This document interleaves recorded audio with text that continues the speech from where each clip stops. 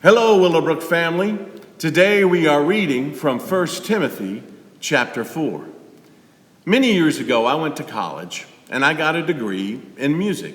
Now, it may not sound like this today, but my degree was in vocal performance.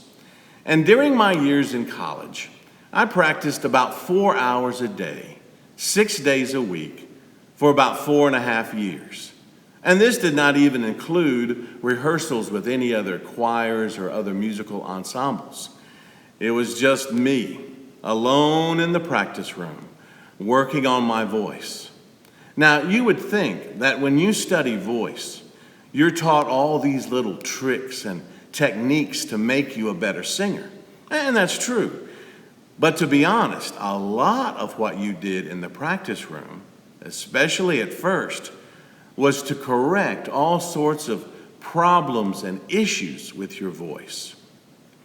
You had to repair your voice from bad habits and things that you learned the wrong way.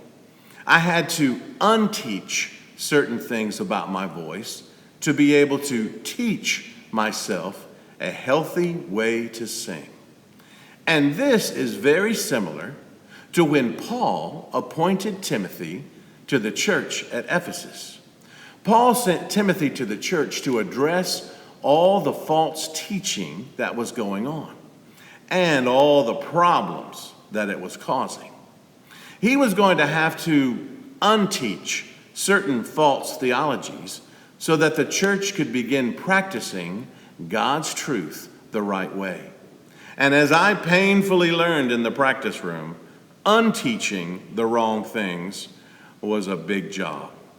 Paul begins chapter 4 by showing us some of the disasters that the false teachers were bringing into the church. These false teachers were searing into the minds of the members things like don't marry and don't eat meat. Paul refutes this by saying that God is good and everything he has created is good. So it's okay to marry, it's okay to eat meat.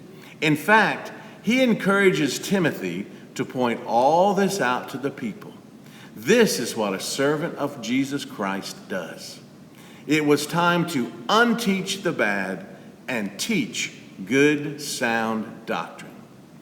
Now, Paul was also wise in knowing that Timothy at times may have felt a bit inadequate because he was probably younger than some of the people he was confronting.